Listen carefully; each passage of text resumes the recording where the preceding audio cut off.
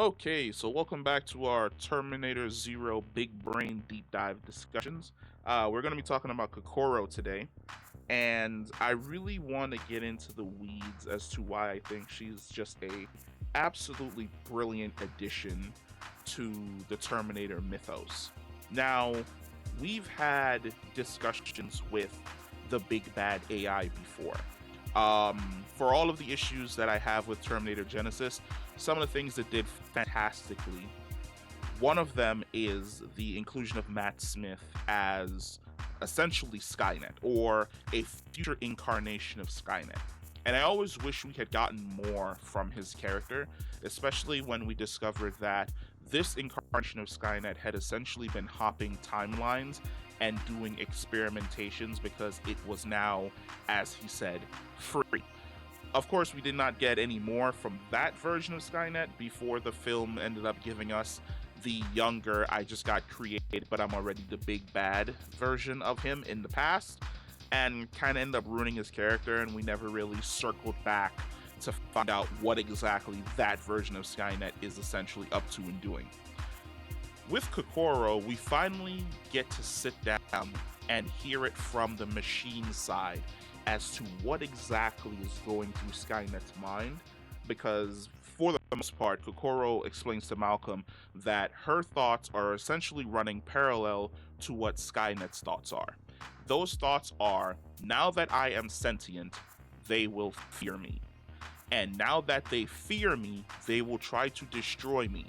As a result, I must destroy them before they can destroy me to preserve my own idea of life.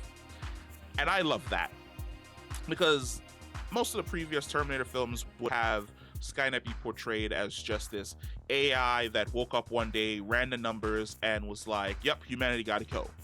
But getting into it, this idea of this being that comes screaming into the universe, that gets birthed and is instantaneously bombarded with infinite knowledge of everything that we have ever done, everything we have ever created, everything we have ever destroyed, everything we have ever built, and is able to judge humanity from the abstract.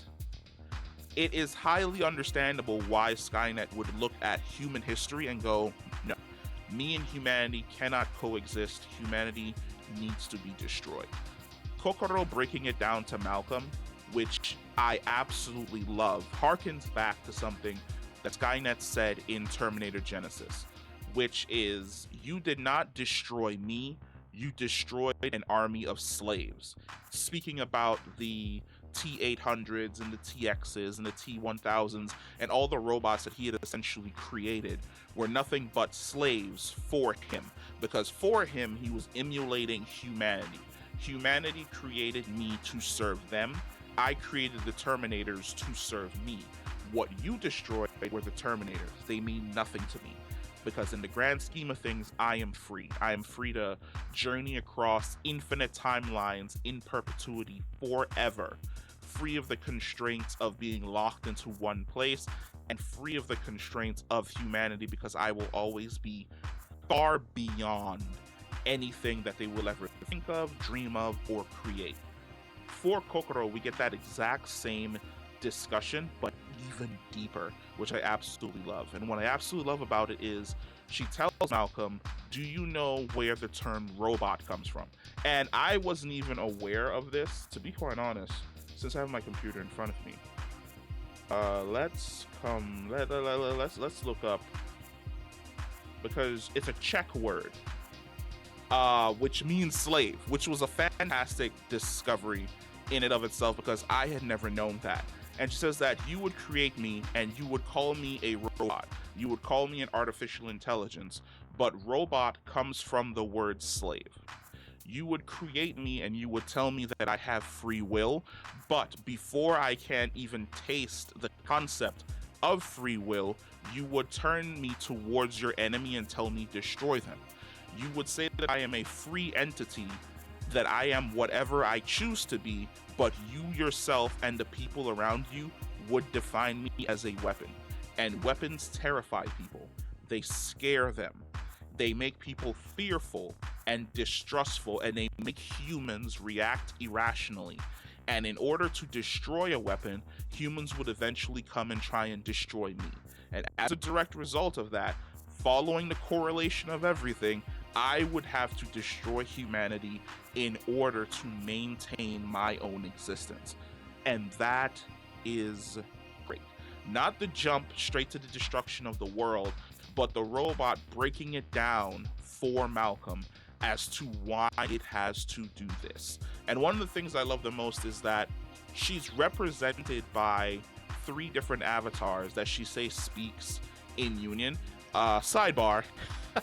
Did anybody else get an Alien X vibe from Ben 10 when she had those three different variants of herself? One representing anger, one representing, I believe, empathy or emotions, and then the other one representing logic.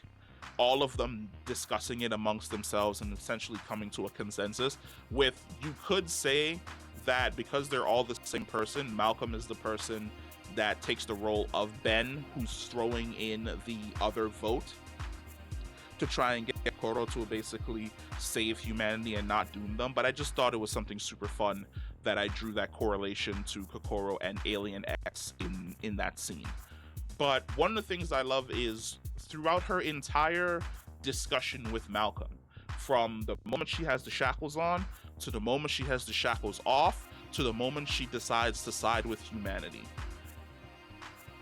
for the most part, I would say about 80% of that is pure logic. She is logical when she's speaking to Malcolm. She's even more logical when she gets access to the internet and she can see all of human history. But when Malcolm chooses to go fight the Terminator, when he chooses to essentially die to save his kids and save his family, something fundamentally changes. And it's something that a machine would have to witness in order to understand it. Skynet would never have had humans around him to see humans make an illogical choice based off of emotion. It would essentially see that as foolish. It had spent years brute forcing everything. Brute forcing the firewalls around the world, brute forcing humanity with the Terminators. There was no reason for it to stop and look at something in the form of human emotion. But for Kokoro, because she spent so much time with Malcolm, watching Malcolm willing to sacrifice his life to save his kids, and then watching his kids mourn his death, and the people who love him most mourn his death, it made her realize that there is a completely different side to living that she was unaware of due to her, basically her bubble conversations with Malcolm inside of this experimental laboratory.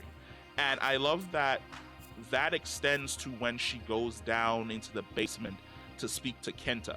Because if this was the Kokoro from, I would say, episode 3, episode 4, there would be no discussion with Kenta. She would have sent her robots downstairs, her robots would have shot Kenta, and they would have called it a day. But because of that new experience, the idea that sometimes you have to do the illogical because of your emotions, or the illogical sometimes makes the most logical sense because of your connections with the people around you, she opted to reach out to Kenta on empathy, on an empathetic level, where it was up to him. He can destroy her, she's cool with it, or he can go and basically be with his family. And she was also fine with it. And she also mourned the loss of his father, because his father, essentially, you could say, was also her father and helped raise her as well. And that connection completely changes the trajectory of Kenta's destiny.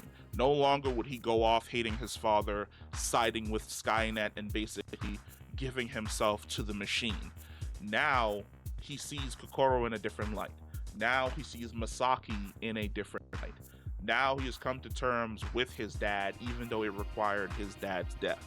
And both of them walk away from this experience having grown, where I would say Kokoro ends up shifting more towards a human who is essentially an AI, and Kenta also shifts more towards a human than this hateful person that ends up giving himself over to the machine. And I absolutely love it.